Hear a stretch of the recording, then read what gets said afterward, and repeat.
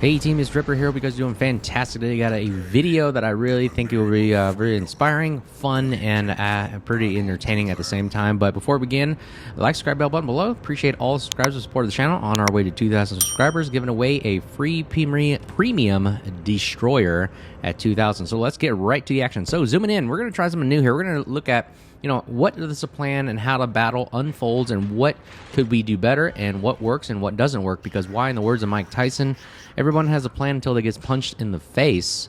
And this is exactly what we're going to talk about. And in the military, I've always learned that, hey, analyzing video, looking at replays, analyzing tactics and everything, it really helps out the learning process, and maybe we can try to incorporate this into people learning, getting better in the game as well. If you're going to continue to play the game, I know a lot of people don't play YouTube, or watch YouTube about this game, and let's see if we can change that. So let's get right to it. So again, what is the main focus right here is we're going to push straight forward there through Bravo and Alpha Cap. So obviously we get a free cap from Bravo. Now the other option is you can either push to Charlie or you can push to Alpha. So the question is, which one do you want to go to? Well, for this one, I called hey, let's do a massive push.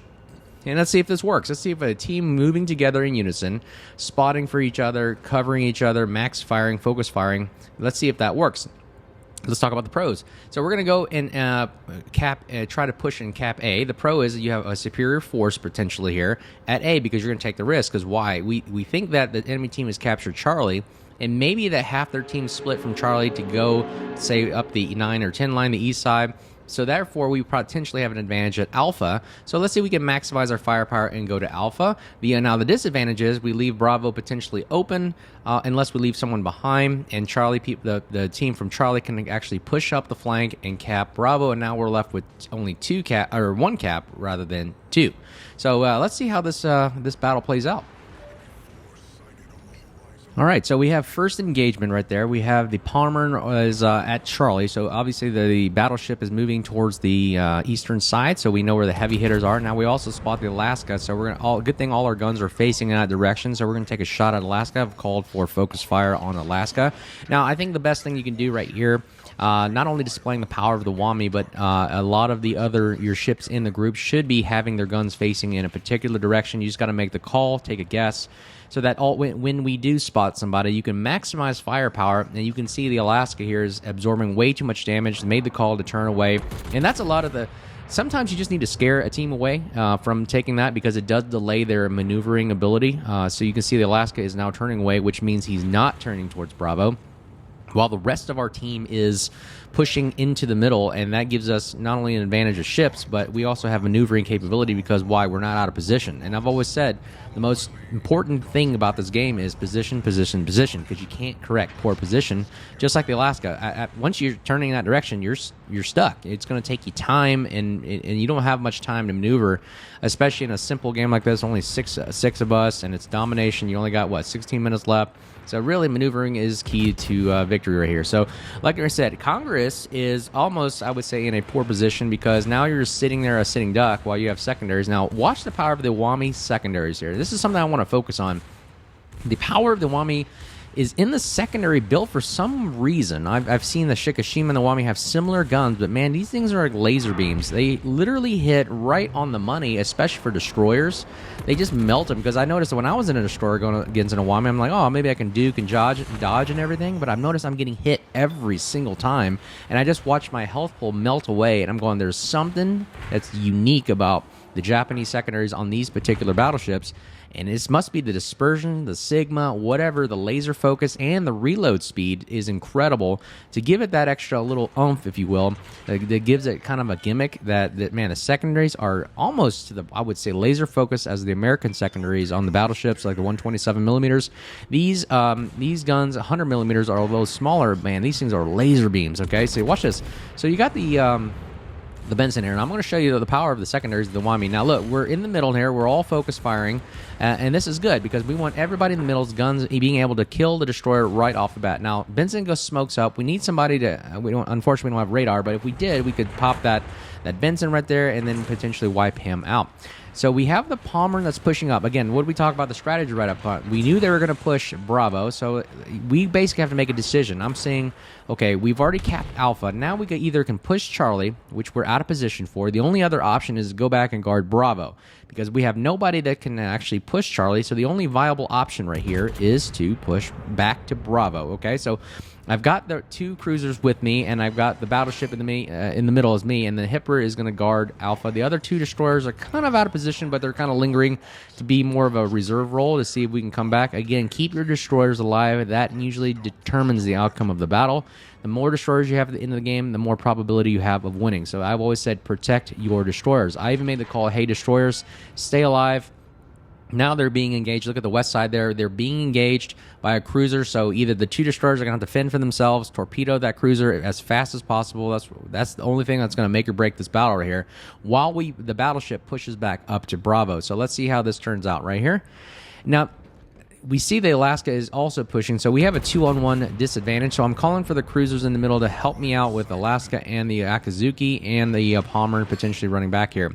Western flag, you look at the mini map right there, and we lose our Hippers, so we are down. 1-on-1 ships is not so bad, so we're going to see if we can continuously guard the Bravo. Now, the cool thing about this is we're in a position where we continuously I see I'm hitting the Alaska. It's basically resetting his ability to cap Bravo. So you notice the whole map. Ooh, there we go. We got the Mogami. Great job there by the Orkan, taking out the Mogami. So for a destroyer to take out a cruiser is crucial right there. So that threw a wrench in their plan. They thought they had an advantage by having a cruiser versus destroyers, but never underestimate the power of the destroyer.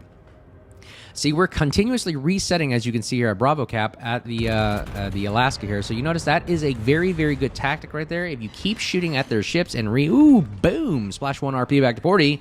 That is our first kill for the day. We take down a cruiser. Now we have the advantage of 5-3. Again, going back to that point, if you can reset a ship that's capping a point, it does delay their ability to win. So that is another viable tactic that you can definitely use.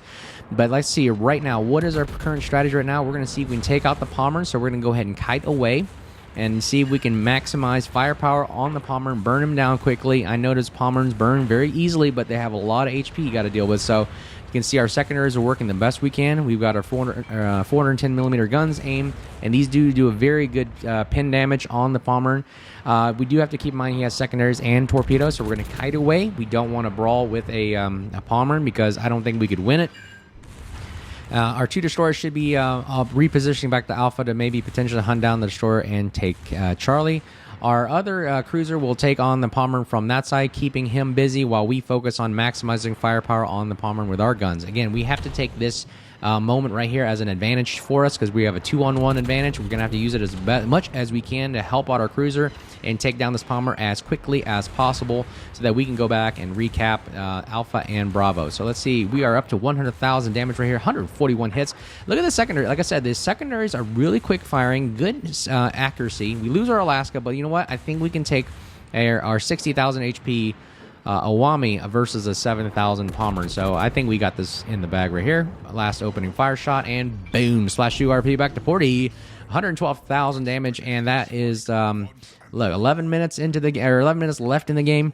Our 2 destroyers are going to basically have to work together to take on the other 2 destroyers while we turn. Now we are very out of position right here.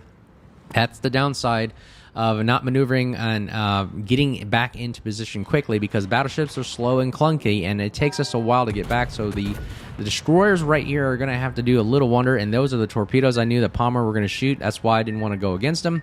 Our 60,000 HP is all that's left. We still got 2 hills left, and we're going to see if we can get back into position for the destroyers. Now, I won't bore you right here. I'm going to pause the video and speed it up a little bit and just show you what it turns out. We actually have to save the day right here. And there we go. We lose 1 of our destroyers. It is now 1-on-1, and see if the Orkan can finish it off before I pause and speed up the video here. Can the Orkan take out our Akazuki? Because that would help us out a lot. There he goes. Open fire. Only 1,000 HP left. Can he do it? Can he do it? Come on. Too bad my secondaries cannot fire right now. That would really help him out. But man, we are in a bind right here. Can he kick him out of the game? And he does. Good exchange right there. And it's just 1-on-1, mano-a-mano. 1 battleship, 1 destroyer. And let's speed it up and see what actually turns out. Again, this is a plan that just crumbled to, like I said, at the very, very last minute. Let's speed it up. Here we go. Okay, we're speeding up here. Still looking. Not really sure whether. I think he's in the smoke ahead of us, so we're just keep nose in to avoid torpedo damage. We take some right there, and we're not really sure where he's going. He could be, he could win the game, honestly, just by running away. But I think the problem is he sees us capping Alpha. So right here is where I'm kind of confused of what this destroyer does. Now, you're going to notice right here, we think that, if we can cap this point, we actually have the advantage of winning because we have 2 caps versus their 1, and we get spotted, which I was like, wait a second. Why would he actually engage me or get within line of sight? So I'm thinking maybe he's off in the distance right there ahead of me, torpedoing, and I think he just either makes a miscalculation or something about his detection, and boom, he pops up right on our port side, and we just look. Watch the secondaries now. They're just going to make work of his little fragile ship right here. We seal the deal with the secondary kill right there, and that is how you win, and that is how the Iwami saves the day right there. I just don't understand how that worked out for us, but you know what?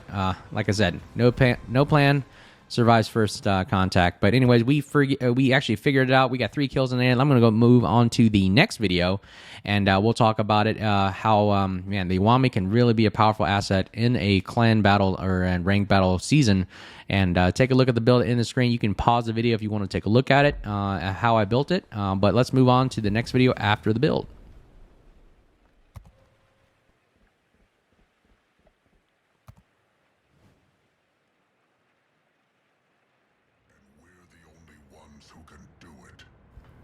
All right, this is the second part of the video here, and we're going to go take a look at the tactics for this particular map. I forget the name of it, but basically what we're going to do is we're going to start off having 1 destroyer go to Alpha and kind of more contest or even spot, because we want to actually fake and fool the enemy to think that we're actually doing a kind of a split to Alpha and a split to Bravo, but actually in reality, we're actually taking the bulk of our force to go to Bravo, because I've always thought that maybe in a strategy, if you have a superior advantage in firepower, you have the potential to overmatch and overwhelm the enemy at Charlie. So let's take a look at that. We're going to go ahead and have the 3 cruisers, battleship, and the Orkan destroyer go to Bravo, and then continue the push down to Charlie, and have, like you see right there, marking for the team. That's where the battleship will be going, while the Kagero destroyer will go to Alpha and have the ability to spot the area not only between the islands south of Alpha, but also if we have a push at Charlie, we have the destroyer having the ability to cap Alpha and have that as a free cap. But again, we don't know what the team actually is doing right now, so we're kind of just hoping and seeing what probability works out the best right now, and we'll see which survives first contact. So the ability is to push Bravo Charlie while seeing we can contest Alpha. Okay, let's take a look at it here. How is this battle going to develop? First contact right there. We have the Kansas battleship in the middle lingering, so we're gonna have to readjust to see where that ends up going. So Alpha Cap obviously has a bulk of their force maneuvering there to Alpha, so I think the Kagero, our destroyer at Alpha, is going to potentially have to turn back around and continuously spot, because I don't think he will be able to take on their majority of their fleet by himself. While the rest of us, now we have an advantage at Charlie. Knowing that there at least 1 cruiser and 1 battleship is, I would say, leaning towards Alpha, we have a superior advantage at Charlie. So we're going to go ahead and continue the push. We make the call, hey, keep pushing full speed, and let's start eliminating ships off the map very, very quickly. So we got a nice broadside shot on the Agar right here, or Agir. And the 410mm guns, 8 of them are almost, man, I almost want to treat this thing like an Ohio. 8 caliber big guns on a battleship, and we get a bupkis right there. Totally miss on the Agir. And now we're going to go ahead and see if we can now focus on the Cleveland. Now, the Cleveland tactic right there is that he's going to park right on the edge of, I've noticed a lot of cruisers do this. They park right on the edge of that island, right northwest of Charlie, and kind of hold just kind of a defensive position, and really, I've seen a lot of cruisers do it, but honestly, I can melt them down easily. I've always seen cruisers do that and charge them right on, head on, because they just absolutely don't know what to do other than reverse. Because if they pull forward, they have to expose a lot of their ship and their broadside. So the only viable option for them to hold the cap is to back up. And like I said, I don't like ships that are backing up, because it just doesn't give you many options other than reverse, hide in and cover, and now you're kind of out of the game. So I really am. We'll make the call right here. The battleship will push forward heavy, and the rest of the 3 cruisers there will support.